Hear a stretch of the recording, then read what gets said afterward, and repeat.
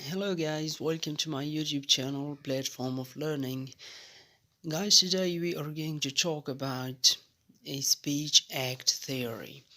Okay, we will talk about what is the background of speech act theory, what is a speech act, what are the different types of speech acts, and what are the Felicity conditions. So let's get started from the background of speech act theory. Before the speech act theory, philosophers and linguists considered language is a tool which was used for either giving or receiving information. Like we can say that they considered that language is either used for giving information or receiving information. We can say, in other words, that they consider language that it consists of only constitutive sentences.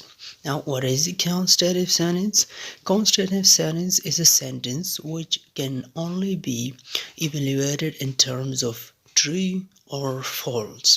For instance, if I say Irfan is my friend, now this sentence, Irfan is my friend, is either true or false.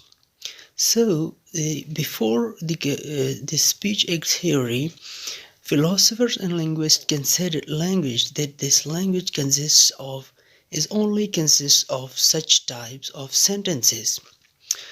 But what happens that in 1962, J.L Austen made a very significant discovery.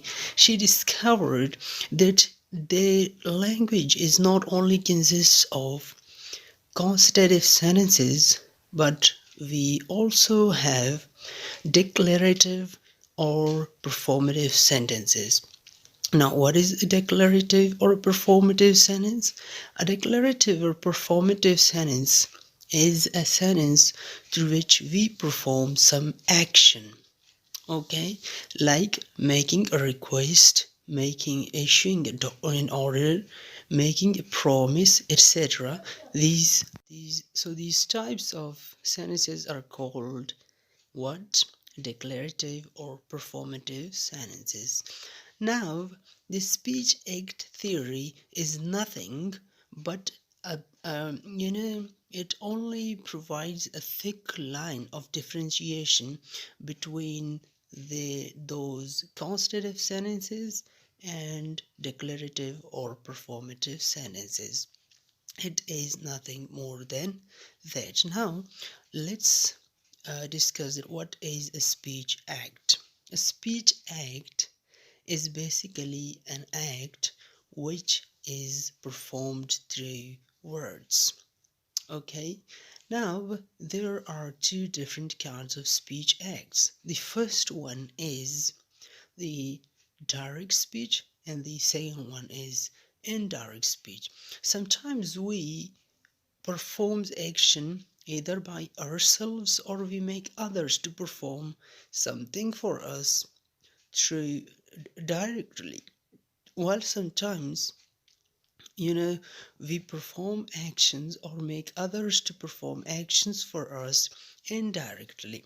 For instance, if I say shut the door, or I say I order you to shut the door, now this is a direct speech act, okay, where you use some performative words, even like, for instance, I order you to shut the door. Okay, what is the case in the indirect speech acts? Indirect speech acts are those acts in which we do not utter a sentence, or in which we do not give orders or make requests directly or explicitly. For instance, for the same request or order, I can say it is cold in here. It is cold in here. Now, if the listener understands me, he will go there and shut the door. He will understand that actually I am making a request to him that please shut the door. Such kinds of acts are called what? Indirect speech acts. Now, in order to understand indirect speech acts, there are four stages of these acts. The first one is locutionary speech act. Locutionary speech act is the stage which refers to the literal meaning of an utterance. For instance, if I say shut the door, or if I say, we cannot say that I shut the door. Yes, if I say it is cold in here. Now the literal meaning of this sentence is called what? Locationary act. Now what is a locationary act? A locationary act is the second stage or type of act which refers to the intentional meaning of speech of an utterance. For instance, now the intentional meaning of this utterance, that it is cold in here, its intentional meaning is to please shut the door, or I order you to shut the door. Now, what is the perlocutionary stage? Perlocutionary stage, a type of act, is refers to what? The effect of your utterance. Okay, if your utterance influences your audience, your hearer, and he acts upon your order, or he acts upon your request, then it is called perlocutionary act. Now these acts are performed under certain conditions. If certain conditions are fulfilled, it is then that these speeches, these utterances, these words, these sentences are converted into actions.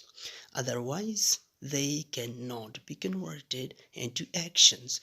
Now, these conditions are called Felicity conditions. For instance, if I say shut the door to someone, and I issue an order upon someone to shut the door. Now, if I have no authority, okay, it will only work, my hearer will only shut the door if I have the authority to issue this order, and he has this responsibility, and he has also, if he is not physically fit, okay, then he cannot go to shut the door. And there are some other conditions. So such types of conditions are called Felicity conditions, and these conditions are needed to be fulfilled. Now we can define Felicity conditions as these are the conditions under which an utterance is converted into an action, or we can say that these are the conditions under which utterances or performatives or declaratives are converted or can be converted into actions. Thank you very much for watching my video, and in the last I will request you to subscribe to my channel in order to get further videos on such interesting topics. Thank you very much.